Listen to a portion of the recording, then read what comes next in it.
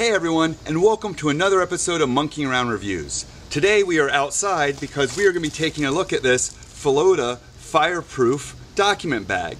So since it's fireproof, we're going to put a match to it, and I'm outside just for some safety. Now the unboxing of this is pretty simple. As you see, it's a bag within a plastic bag. So all you got to do is just find the opening on the bag here on the bottom.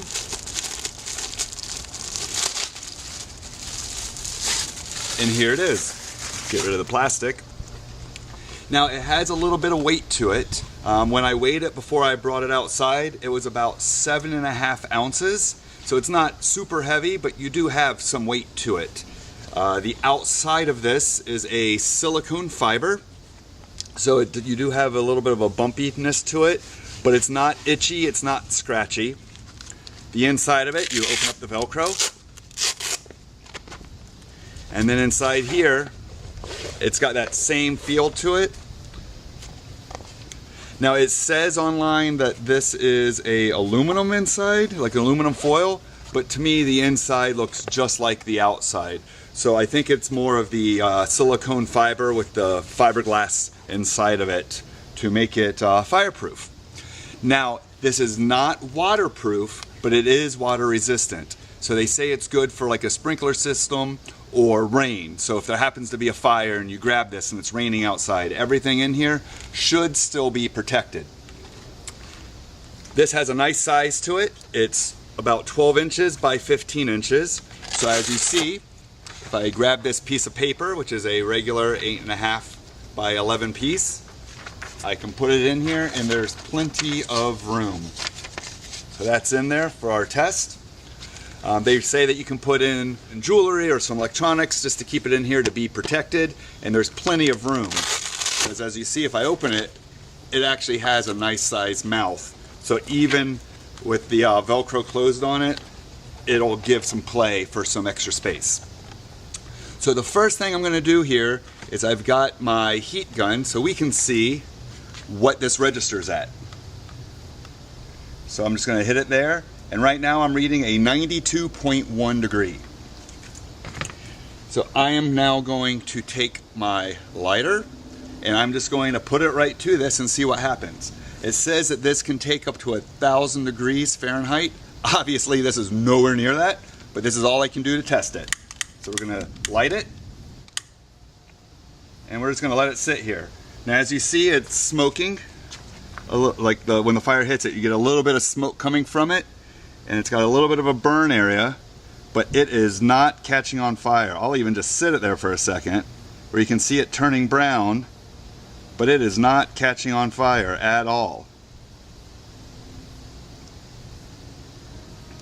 Let this sit here for a few seconds, right in that same spot, as we're going to mimic it sitting in a fire.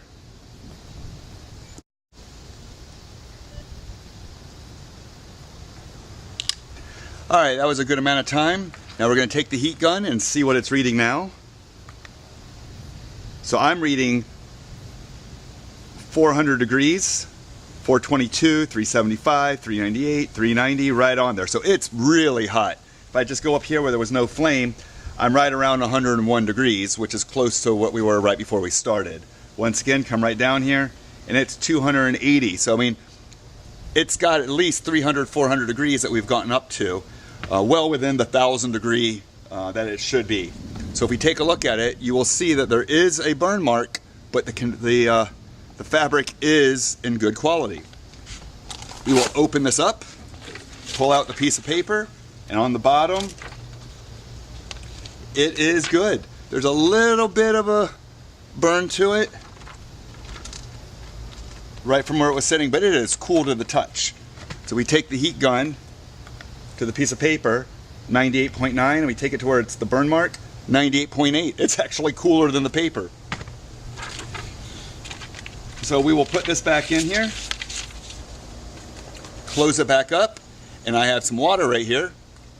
And now, like I said, it's not waterproof, it's water resistant. So it was saying that like a sprinkler system or a rain would be okay. So we're just going to take this water and I'm just going to throw it right at it.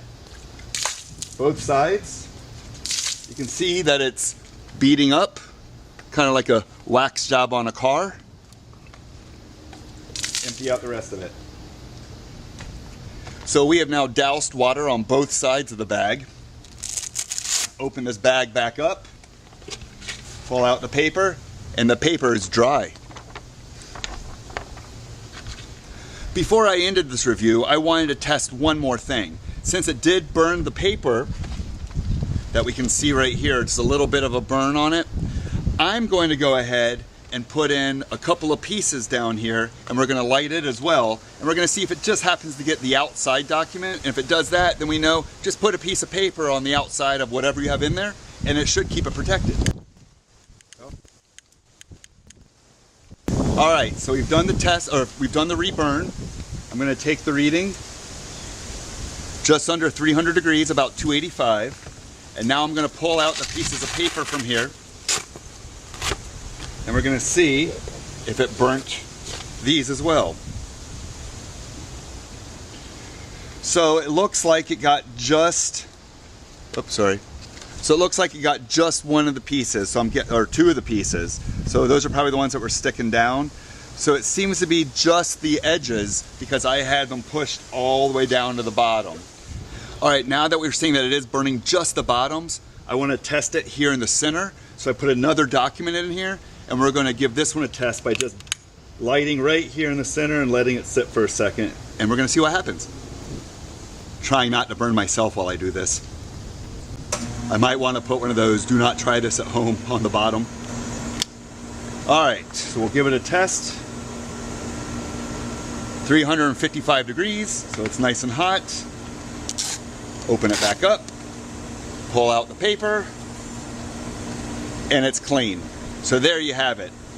So I would recommend nothing really important down near this bottom edge where it curves. That seems to be its weakest point. But anywhere here in the center, ooh, that's still hot. Anywhere here in the center area, anywhere not near the edge, seems to protect the document. As we saw, nothing on that document, nice and clean in comparison to this little bit of burning here that you can see from where I had the direct flame on the bottom corner. So once again, this has been the Fireproof document bag by Foloda. We've given it a test. We do see that it's water resistant. The documents stay dry inside, and it is flame proof. Not as much down here. It did allow some burning or charring, or I don't know how you would describe that on the document, but everywhere else on the center, it kept it nice and clean. So this does exactly what it says it does. So I think it's a good investment if you have some documents you want to keep safe. Even if it's in a safe or not in a safe, it gives you that extra bit of protection. So once again, this has been Monkey Around Reviews. If you have any questions or comments, please make sure you ask so below. And as always, make sure you subscribe.